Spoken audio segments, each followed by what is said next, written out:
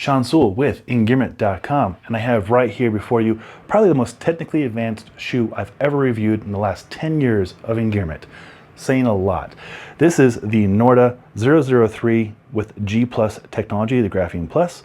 This is basically a super shoe with Bio Dyneema, some kind of super light base MegaGrip from Vibram, and even a proprietary midsole from Vibram. There's a lot going on with this shoe. You're probably very, very curious about it. So let's get into it.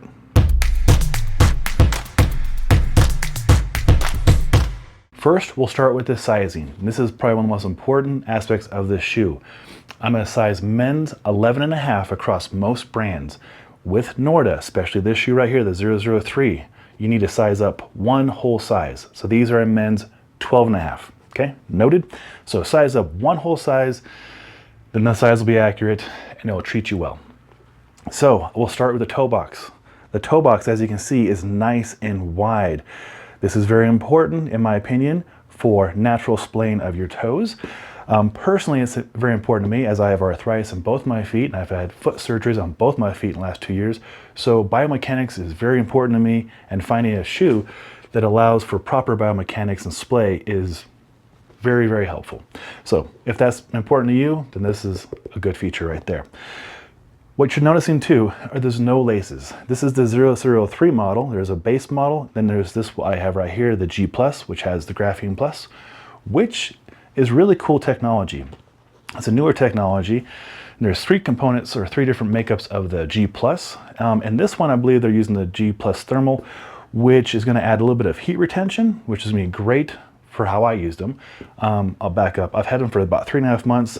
They came in February, it's now May, and so I've got to use them in snow and rain. Is currently raining right now, and as well as heat. So I've had them through a wide range of temperatures, and on paper, when I saw the G Plus helps with keeping the foot warm, that's not always something I want because my feet are pretty warm, generally speaking, but I did not have issues using these shoes even in higher temperatures, up to 80 degrees.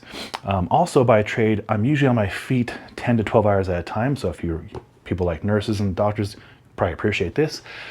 And I did not overheat even inside. And also the comfort was awesome, off the charts. I'll get to that in a second. But what the G Plus also does is it provides about 10,000 millimeters of waterproofing. I tested that in the snow in the mountains of Colorado, and it worked fine right there. However, as you probably know, snow is not 100% water. It's maybe 10 to 15% water here in Colorado. So I took it out into what we have right now in May, monsoon season, and they did not wet out. So in my applications, they were waterproof enough. Now some of you are probably thinking, well, Gore-Tex is like 28K or 30K or even higher sometimes. Then that's guaranteed waterproof. Now, if you need that level of waterproofing, then I suggest you get that level of waterproofing. Maybe you're in the Pacific Northwest or some other very, very wet environment. I can't speak to that because I did not test it in those conditions. I simply tested it here in Colorado in what we have for rainstorms, probably we would call a drizzle for other places. So that is my frame of reference for the waterproof testing application. However, the feet did not wet out from the inside either from condensation. So it leads me to believe that the Graphene Plus does do a good job of retaining heat kind of when you need it, especially like when it's colder weather, and also being breathable when you need it for warmer weather or when you're exerting and generating more heat in your foot. Lowest temperature has too, 15 degrees Fahrenheit, like I mentioned in the snow when I was winter camping. Did that several times. Walked the dog in the snow, walked the dog in the rain, walked the dog in the dry weather too, in the hot. Went outside for a picnic all day in the sun. No problem at all there either. A laceless shoe, which is really cool. I'm not necessarily lazy, but I like the efficiency of being able to put my foot into a shoe and that's it. I often tie my shoes once and just slide them on and off. I know it's not the most technically advanced thing, but I really enjoy slipping on my shoes. And they did one extra thing here. They had a cushion right here to really help seal in the foot. And it's not a weight penalty. These are still really lightweight shoes. In fact, they're probably the lightest weight trail shoes I've ever tested. I have not measured, but I think that they quote like 9.7 ounces for men's 9, so I'm going to guess probably about 11 or 12 ounces for the 12.5. They're very, very light. Obviously, when you pick them up, or if you've ever seen them at REI or someplace, they're very, very light. And they get that by using Dyneema material throughout the shoe. This is called Bio Dyneema. Dyneema is, for the weight, stronger than steel, which is pretty crazy. I've tested Dyneema in clothing through Patagonia, through other companies over the last decade, and everything I've tested is still going strong. So for the durability, it's there. For the abrasion resistance, it's there. I've not tried to puncture it with a knife or shoot it with a bullet. I'm not going to do that. But for my use cases in the mountains and with rocks and various other objects, it's been totally durable. Like, these were dirty as heck. I cleaned them with soap and water just so I can show you them. But yeah, these are going to be very durable, very long lasting. So they save weight there. They save weight a second way by this midsole. It's a Vibram times Norda SLE midsole. And it's the special edition with Vibram. So it's very lightweight. And it looks like it'd be gooey like a Hoka, but it's not. It's about a medium stiffness. So it's not stiff like a, hard shoe, but it's not soft and gooey. It's right in the middle, which is a good balance for when you want to feel a terrain, but you don't want it to be blowing out and kind of rolling laterally. There's not a whole lot of flex, so something to keep in mind.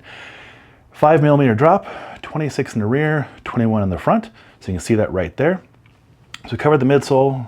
Now let's talk about the Litebase from Vibram MegaGrip. Litebase, see right there. So they save weight, 30% weight on the midsole or the outsole with the Litebase technology, but you still get these grippy 5mm lugs, and they look like they're totally intact. Yeah, again, 3 months of use on trails, on rubberized floors in our gym. They don't show much. There's one little rock stuck in there. They don't show much use at all. These are going to last a long, long time. Now, again, I'm not a runner. However, our Engearment teammates Clay Farnsley and Aaron Trail are very avid runners, and they have reviewed Norda shoes and they rave about them. I'm going to come at you from a fitness professional, a person on their feet for 12 hours at a time, person who goes from the gym to the trail to back home, walking the dog and walking with the wife. Awesome shoes for that. All day long, comfort, all day. If you are a runner, you could probably run with these. And if you're just walking at dawn or dusk, check out the reflective hits all around the shoe, even on the stripes right there. They really thought about it a lot. Now, another application I'll be using these for is here for backpacking season. Can loop a carabiner right here, and for a total of less than 1.5 pounds, or I guess 2 pounds, I'd have a pair of secondary shoes for bigger missions.